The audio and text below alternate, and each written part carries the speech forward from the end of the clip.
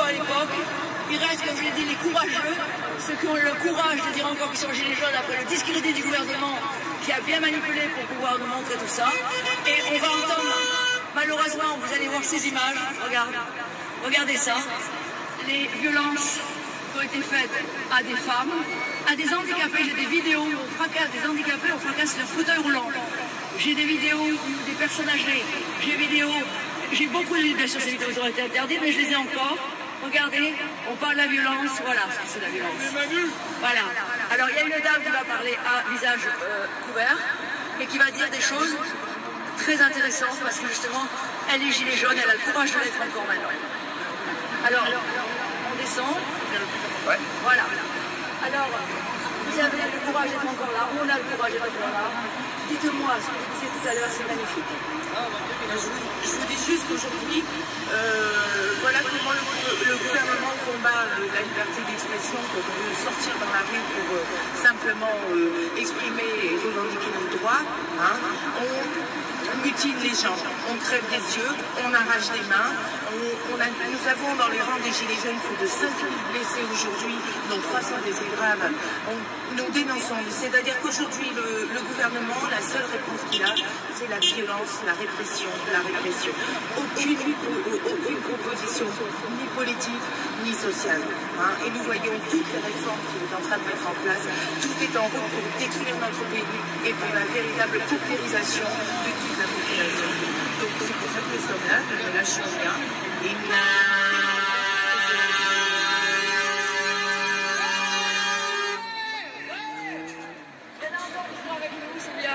voilà, cette dame a bien résumé les choses, effectivement.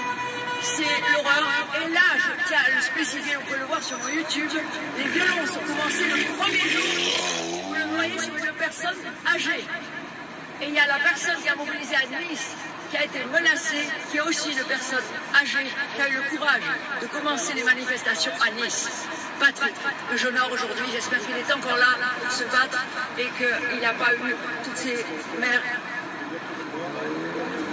Excusez-moi, c'est l'émotion, c'est vraiment horrible ce qui se passe. J'ai reçu des milliers de vidéos de gens qui, justement, une mère qui est à l'hôpital et qui dit je ne dis même pas que j'ai de la haine.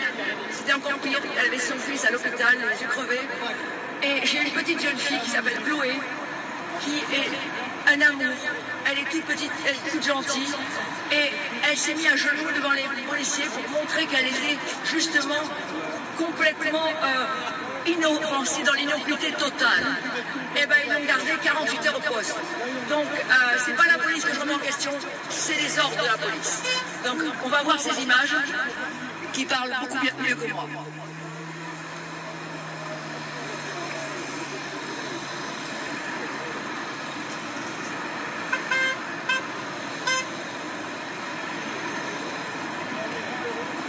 Le droit de revendiquer est notre droit absolu, M. Macron. Le droit à l'expression, comme l'a dit cette dame, est notre droit absolu. Il n'y a aucune raison d'interdire les manifestations, d'autant qu'en les interdisant, on sait très bien que ça va amener des casseurs. C'était très bien joué, mais il n'est pas question de pouvoir rentrer dans ce jeu. Et malheureusement, le peuple est souvent matraqué d'informations qui ne sont pas de bonnes informations. Donc quand on veut vraiment savoir ce qui se passe, grattez un peu, allez voir sur le web et voyez tout ce qui peut se passer depuis le début. Nous étions dans la joie. Est-ce que monsieur veut parler à visage découvert ou à visage fermé? À visage fermé, il vaut mieux. Non, visage découvert. À visage découvert. Non, il vaut mieux. Non, à visage. Comme vous voulez. Comme vous voulez. Alors, on a un grand vétéran qui, comme je le disais, ils ont le courage encore d'être là. Maintenant, on va le discrédit du gouvernement et je vous remercie vraiment infiniment ceux qui ont le courage d'être encore là. Monsieur, dites-nous ce que vous pensez. Rappelons qu'on entend bien, monsieur. On pense, regardez le temps qu'il fait aujourd'hui. Rien ne nous arrêtera. La pluie, le vent, la neige, rien ne nous arrêtera. Nous irons jusqu'au bout. Macron, nous te sortirons. Tu passeras devant un tribunal populaire. Ça suffit. On continue à se battre. Voilà. Bravo! Merci beaucoup. Bravo. Vous voyez, je me suis battue au départ, pas pour la taxe carbone comme je le dis toujours, mais pour ces personnes justement, qui sont des personnes qui ont leur retraite et qu'on n'a pas réactualisé les retraites depuis des années et en plus on veut leur baisser. Mais comment c'est même logique possible d'admettre ça? Et ils sont là.